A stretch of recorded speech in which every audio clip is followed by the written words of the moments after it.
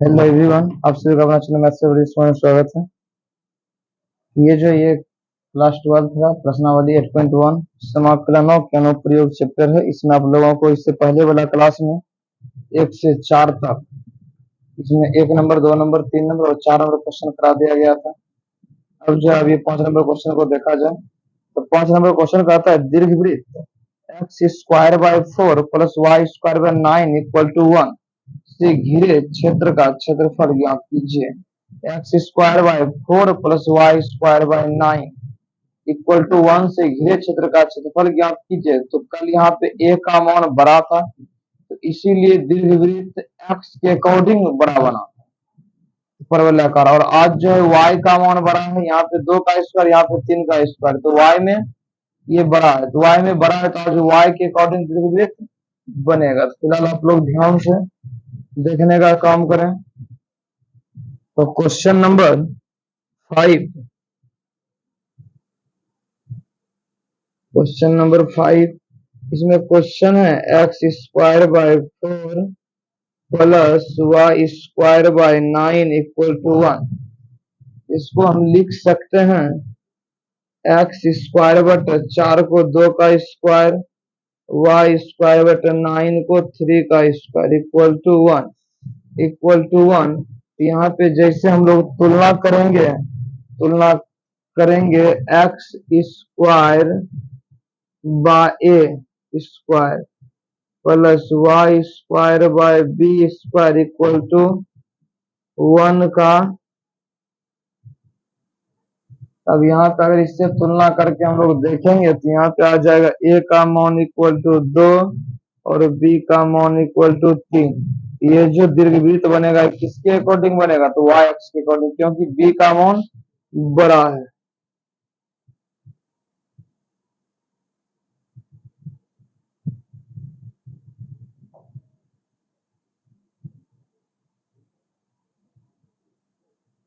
तो बी के अकॉर्डिंग बनेगा ये, तो y के अकॉर्डिंग ये x डैश, ये y और यहाँ पे y डैश।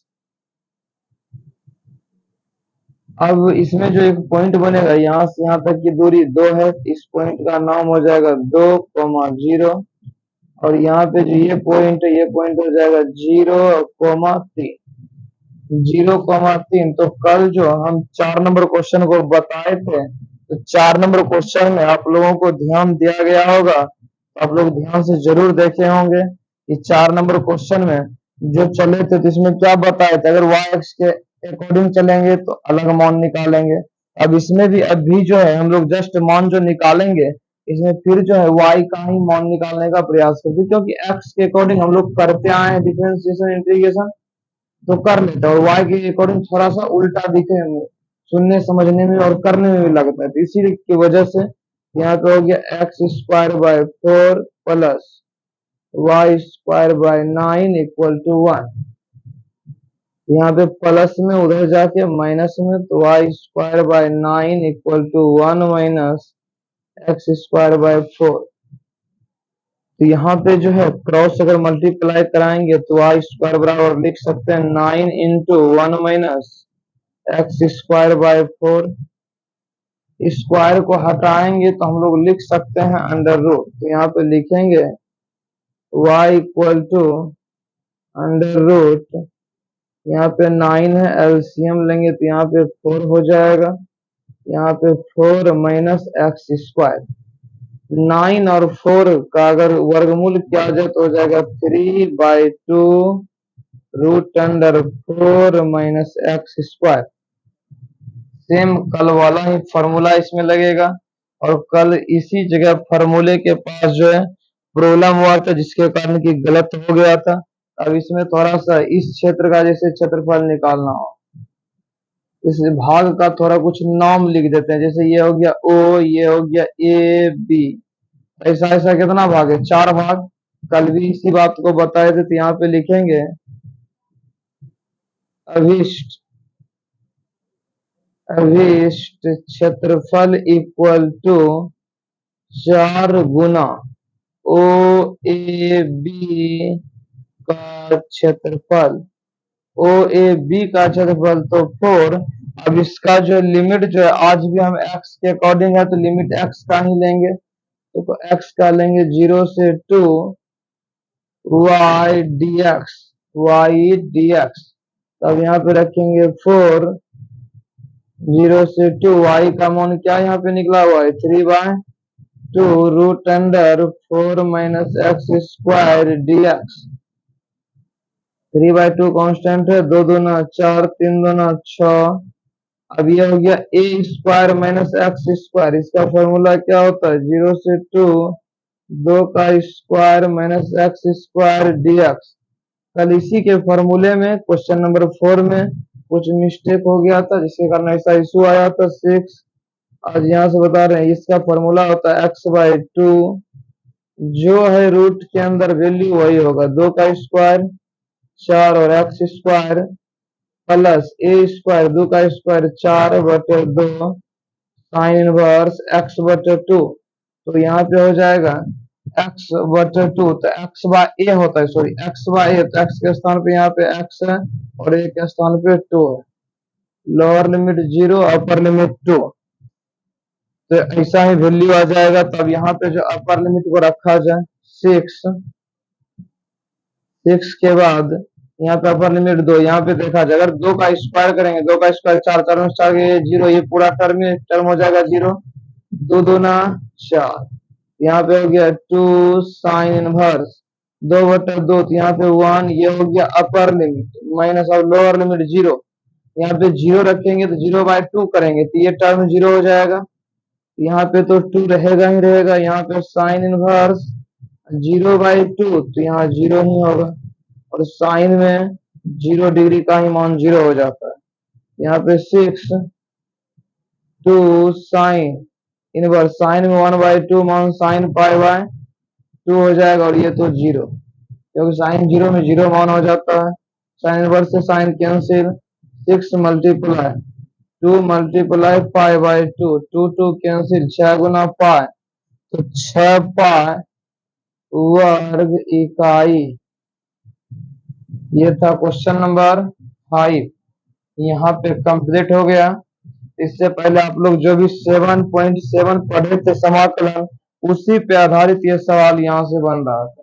उसी चैप्टर का इसमें फार्मूला भी यूज किया गया और उसी फार्मूले के अकॉर्डिंग इसको बनाया भी गया। तो उम्मीद करते हैं कि आप सभी को समझ में आ गया होगा। जिसे भी समझ में नहीं आया होगा तो आप लोग कमेंट करके जरूर बता दें कि अगर समझ में नहीं आए कितना नंबर क्वेश्चन में अगर प्रॉब्लम हुआ उसको समझा दिया जाएगा। इसके बाद जो है इसी चैप्टर का क्वेश्चन नंबर 6 को ध्यान दिया जाए। क्वेश्चन नंबर 6 जो एक वृत्त है, एक वृत्त के अकॉर्डिंग ही हमको निकालना है। देखा जाए क्वेश्चन नंबर 6 तथा प्रथम चतुर्थांश, अगर प्रथम चतुर्थांश जिसमें कि x और y दोनों पॉजिटिव होता है, एक्स स्क्वायर और वाई स्क्वायर इक्वल टू 4, रेखा x बराबर √3y एवं x अक्ष द्वारा घिरे क्षेत्र का क्षेत्रफल ज्ञात कीजिए। ये रेखा है और ये वृत्त है। तो पहले हम लोग वृत्त को बनाते हैं। वृत्त के अकॉर्डिंग हम लोग पहले तुलना कर लेंगे, तुलना करके उसके बाद आप लोगों को बताया जाएगा। तो ध्यान दिया जाए, ये हो गया वृत्त। इस वृत्त का यहाँ पे समीकरण था x square y square equal to 4। यहाँ पे लिखेंगे एक्स स्क्वायर वाई स्क्वायर, 4 को लिख सकते हैं 2 का स्क्वायर, इधर जो लिखे थे एक्स स्क्वायर वाई स्क्वायर और आर स्क्वायर, और आप लोगों को क्या क्या उसमें बताया गया था वो शायद आप लोग को भी पहले थ्योरी में मालूम होगा। थ्योरी के अकॉर्डिंग जब हम लोग वृत्त का सूत्र बताए थे तो वृत्त के सूत्र में हम लोग बता दिए थे कि ये हो जाएगा x square plus y square equal to a square. तो ये ऐसा, sorry, x square plus y square, तो ए स्क्वायर कहीं पे हो सकता है ए माना भी गया हो, कहीं पे आर भी माने थे, हो सकता है हम आर माने हो, तो यहाँ पे 2 का स्क्वायर। अब यहाँ पे अगर इसको हम तल में खींचते हैं यहाँ से यहाँ तक, तब यहाँ से यहाँ जो त्रिज्या बनेगा, त्रिज्या कितना बनेगा 2 यूनिट। यहाँ पे लिखेंगे 2,0। अब 2,0, तब इसमें एक रेखा भी दिया हुआ, एक रेखा है x बराबर √3y, x equal to √3y।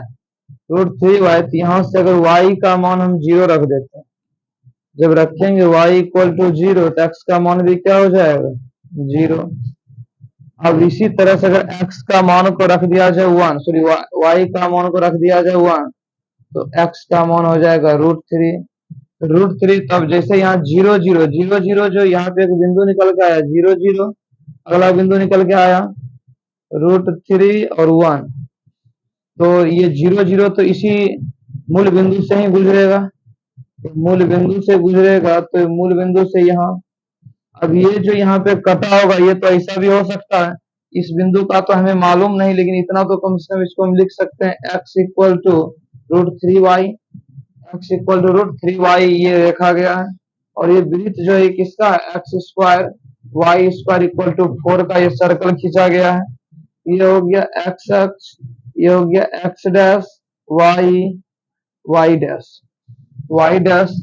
अब इसका जो कुछ पॉइंट यहाँ पे वैल्यू जो बन के निकला, तो इसमें हम लोग अब क्या करेंगे, तो जैसे कि इसका तो कोई हम लोग फॉर्मूला नहीं जानते, तो इसको दो भाग में बांट देते हैं, थोड़ा सा एक चाप की लंबाई में भी आ जाए इधर, तो इसका इस भाग का अलग क्षेत्रफल निकाल देते हैं और इधर एक त्रिभुज वाला भाग का अलग क्षेत्रफल निकाल देंगे। ये O हो गया, तो मान लिया जाता है इसका जैसे पॉइंट अगर दर्शाया जाए, तो यहाँ पे हम लोग P मान देते हैं, यहाँ पे Q मान देंगे और यहाँ पे A मान लेते हैं, A मान देंगे। तब यहाँ पे एक भाग हो गया OPQ और एक भाग हो गया PQA।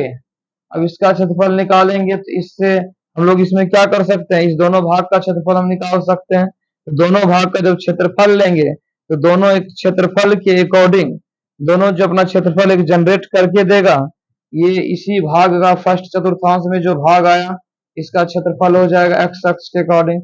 यहाँ पर भी आप लिखेंगे अभिष्ट क्षेत्रफल, अभिष्ट क्षेत्रफल। तो इससे भी हमको सबसे पहले मान निकालना, यहाँ से y का अगर मान निकाल लेते हैं तो फिर उस समय परेशानी थोड़ा कम हो जाएगा, तो हम y का मान निकाल देते हैं। तो y स्क्वायर इक्वल टू 4, यहाँ पे प्लस x स्क्वायर इधर आके माइनस x स्क्वायर, रूट को हटा दो, रूट को हटाने के बाद क्या हो जाएगा 4 minus x square, 4 minus x square, y equal to 4 minus x square. अब यहाँ पे लिखेंगे अभिष्ट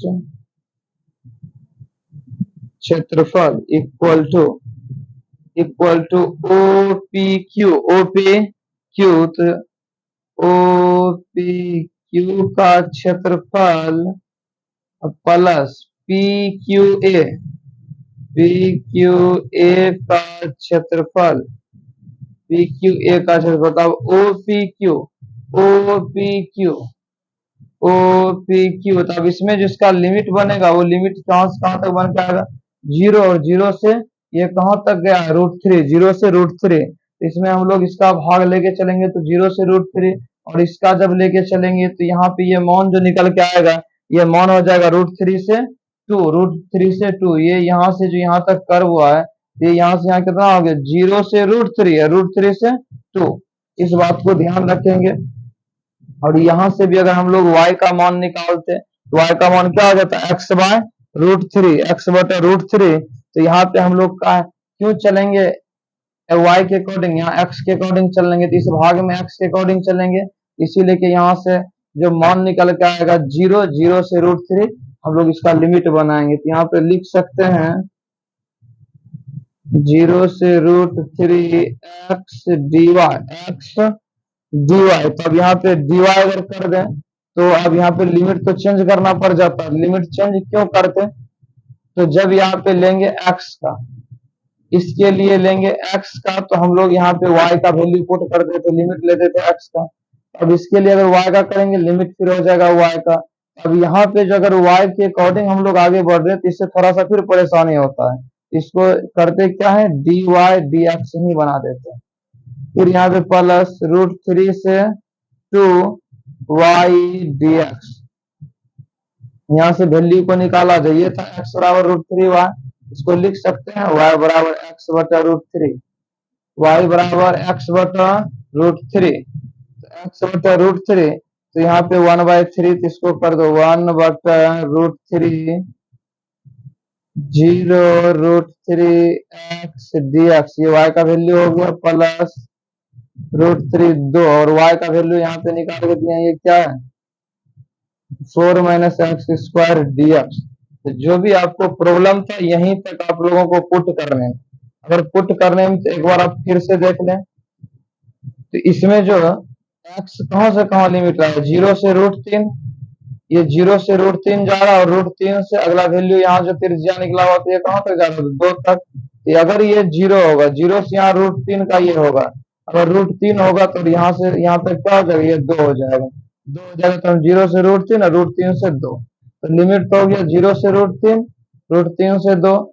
ये इसमें रेखा का जो, ये रेखा जो भाग अपने में विभाजित किया, इस रेखा का पहले अलग निकाल दिए, फिर ये रेखा के कटने से जो त्रिभुज बना इसका अलग, और इधर का जो कलर किया हुआ भाग है इसको अगर इधर अलग निकाल दिए। यहाँ पे ध्यान देना इसको है, इस बात में 1/√3 एक्स का क्या होगा, तो एक्स का हो जाएगा x square bye 2, lower limit 0 और अपर लिमिट 3, प्लस यहाँ पे वही जस्ट अभी जो फॉर्मूला लगाए तो वही फॉर्मूला, x/2 रूट में जो वैल्यू है वही, प्लस a² का मान तो 4/2 साइन इनवर्स x/a, तो x/, ये किसका स्क्वायर है 2 का, तो यहाँ पे लोअर लिमिट √3 अपर लिमिट 2।